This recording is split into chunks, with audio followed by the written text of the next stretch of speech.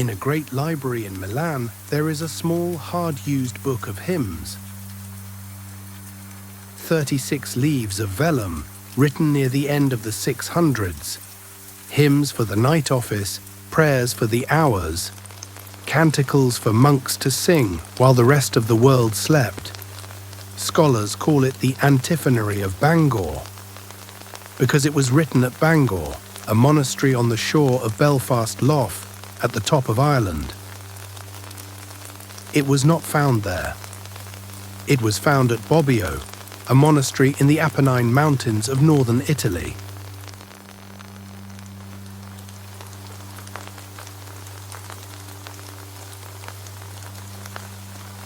Sit with that for a moment, an Irish choir book, 1,000 miles from home, resting for centuries in an Italian valley, like a shell found on a mountaintop, proof that the sea was once here. Between the place that book was made and the place it was kept stretches the whole of Europe, the Channel, the wreck of Roman Gaul, the courts of murderous kings, the Rhine, the Alps. And the road between them was opened by one man, an Irish monk who left home at 50 and never stopped moving again. He argued with 2 popes. He defied 2 queens. He was deported once, shipwrecked into freedom, and crossed the Alps at 70. Tonight, the longest road in our series, Columbanus.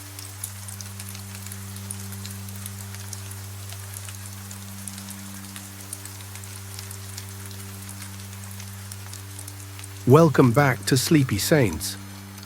Last week we kept vigil with Kevin, the green martyr, who never left his valley. Tonight his opposite and his brother, the white martyr at full stride, the exile who took the leaving of Ireland and simply kept leaving. Fair warning, our saint tonight is not gentle, he is granite, but you can rest against granite. Settle in, we have a continent to cross.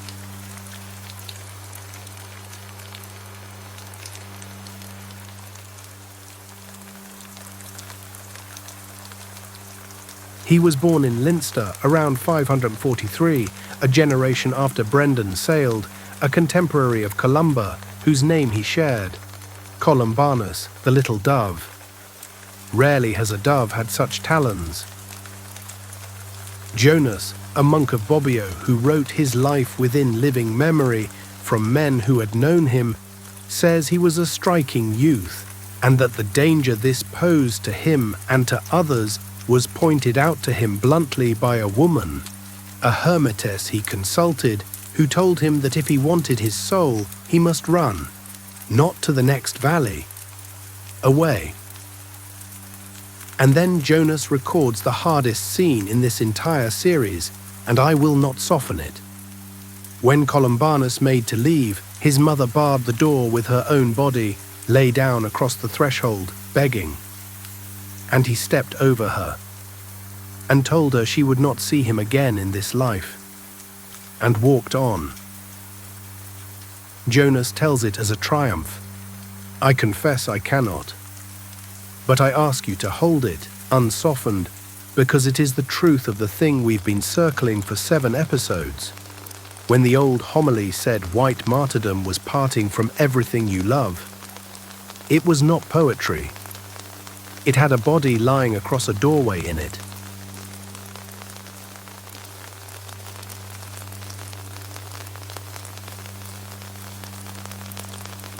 He went north to study, and then to Bangor on the Lough, under the abbot Comgall, one of the great powerhouse monasteries of Ireland, famous for its unbroken rounds of choral prayer, hour upon hour, the psalms handed from choir to choir like a flame no one let die.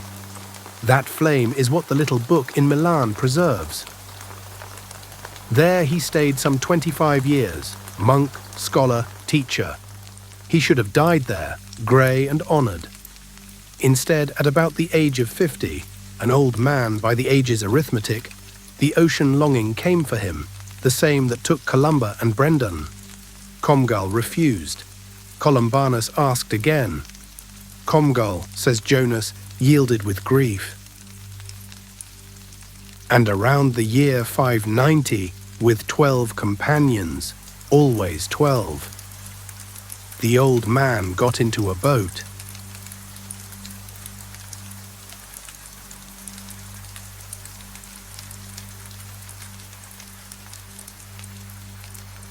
The Gaul he landed in was nominally Christian and actually exhausted. The Roman order was 2 centuries dead.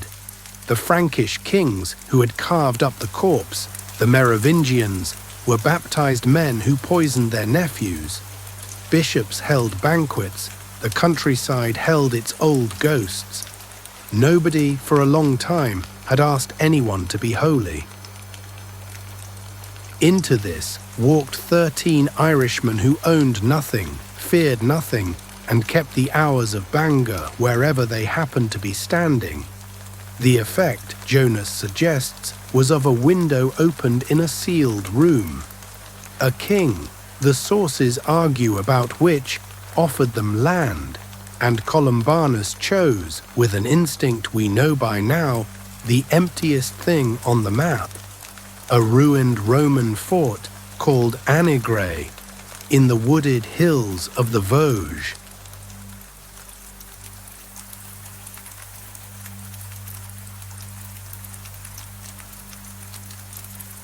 They starved the first winters, bark and herbs and the occasional miracle. The stories that survive are half wild themselves. Columbanus sharing a cave with a bear that courteously vacated it. The wolves that circled him on a forest path and finding him unafraid, left. He would go apart into the wilderness with nothing, like his heroes the desert fathers, and come back with that much more silence in him. And then the strangest thing happened to these men who had fled the world. Gaul came to them, sons of Frankish nobles, farmers, restless clerics, so many that Anegray overflowed, and they built Luxeuil in the ruins of a Roman spa town, and then Fontaine beyond it. 3 monasteries in a decade, in a land that had nearly forgotten what they were for. His rule for them was, let me be honest, ferocious. Fasting as the norm, silence as the walls, obedience to the marrow, and a written tariff of penalties that assigns corporal punishment for offences down to coughing at the start of a psalm. It reads today like winter. Yet men queued for it because winter was honest and the age was not. In time, Europe would soften his rule with Benedict's gentler one, and the softening was wisdom. But the fire came first, and the fire was his.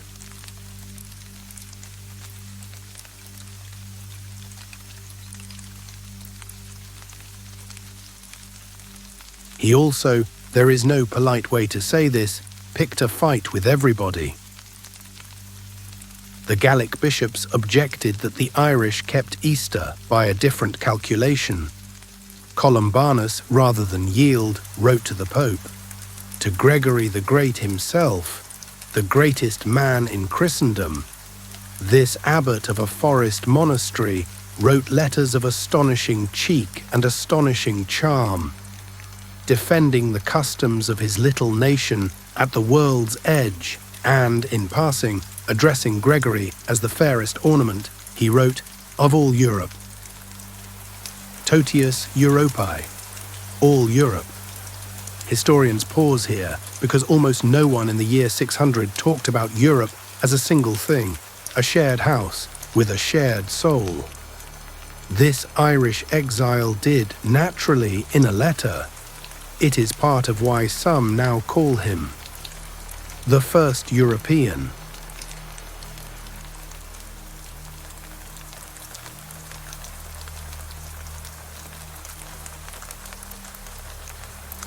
But it was not popes who broke his peace, it was a family. The young king Theuderic ruled Burgundy under the thumb of his grandmother, Brunhilda, a queen out of the old iron, brilliant, ruthless, twice widowed by assassination and schooled by it. Theuderic kept concubines instead of a wife. Brunhilda preferred it so a wife would mean a rival queen. And the royal household came uneasily to orbit the famous abbot in the hills, the way power circles a thing it cannot buy. Then Brunhilda presented the king's sons to Columbanus to be blessed as heirs. And the Irishman looked at the children of the concubines and said no.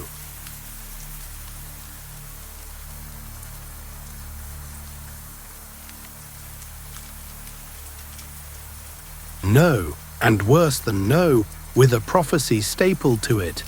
These boys would never reign. From that hour, Jonas says, the war was on. And when Theuderic came in person to Luxeuil and pushed into the monks' enclosure, where no layman could go, Columbanus met him and ordered the king of Burgundy out of his own kingdom's monastery. Theuderic's reply is preserved, and it is almost witty. You hope, I suppose, to win a martyr's crown from me. I am not so foolish as to give you one. Hear the echo. It runs the whole length of our series. Ireland had no red martyrdom to give.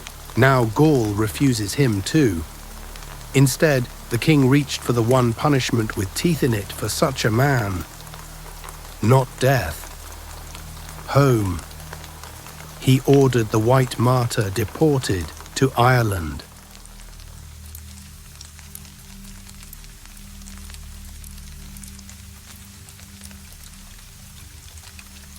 Soldiers marched the old abbot under guard across the width of Gaul to the port of Nantes and put him on a ship for Ireland, his exile cancelled by decree.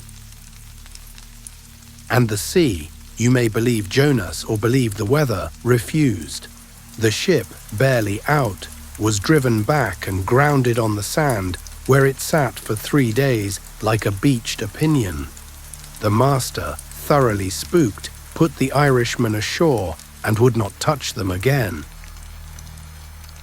So Columbanus, free by shipwreck, simply turned east and started walking, up through the lands of a friendlier king, along the Rhine by boat, the monks rowing against the current. Tradition hears the rowing song he made for them, the oldest boat song of the north. You can still find choirs singing it, to Bregenz on Lake Constance, where the locals were readying a great cask of beer as an offering to Wodan. And Columbanus, says Jonas, breathed on the cask, and it burst. Subtlety was never among his miracles. There his beloved companion Gallus fell sick and stayed behind, a parting with a quarrel folded into it. Remember Gallus. And when the murderous politics of the Franks caught up with the region, the abbot looked at the wall of the Alps standing between him and anywhere else. And at the age of about 70, he crossed them.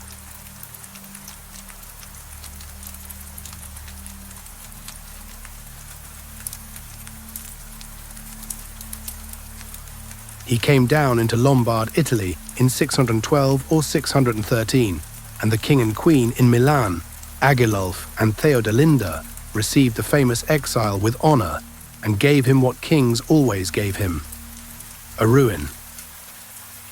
A broken church at a place called Bobbio, in a fold of the Apennines, where the river Trebbia runs cold out of the mountains. It was the last gift and the best. Jonas, who lived there, who talked to the men who built it, says the old man worked on the rebuilding himself, that brothers watched him carry beams up the slope on his shoulders that 2 of them couldn't lift. The last of his fires spent on roof timber. He had one more letter in him, of course, to the new Pope, Boniface, a letter that manages in one breath to bow and to thunder, "We Irish," he writes, "are bound to the chair of Peter, and precisely because Rome is the head. Rome must watch." No one else in the 7th century talked to popes like this. Popes, to their credit, kept his letters.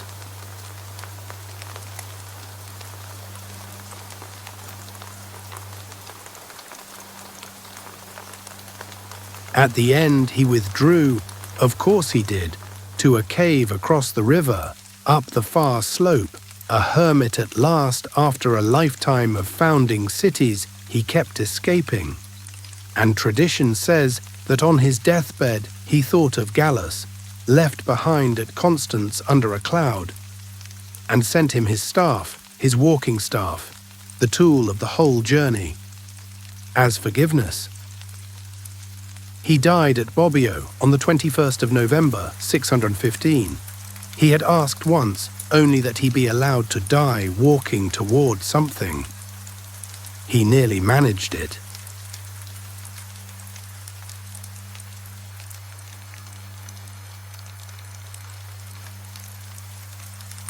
And then the long echo, because this is where the walk actually leads.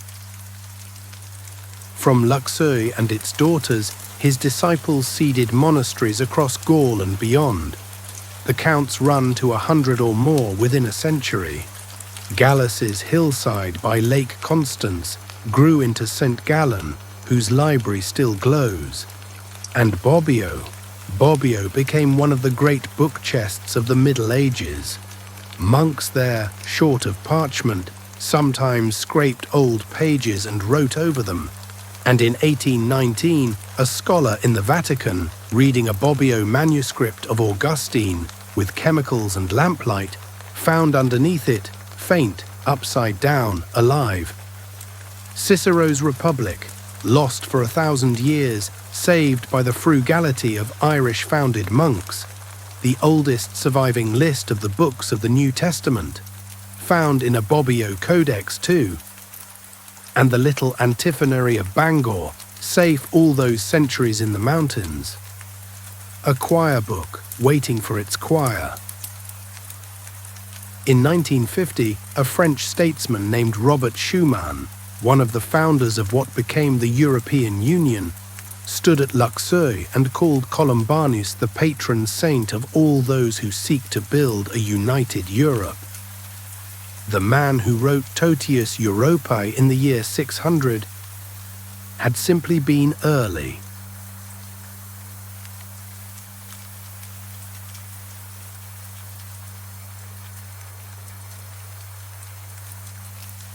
In one of his sermons, preached probably at Bobbio to the monks who would bury him, Columbanus left the sentence I would put on the whole series if I could only keep one.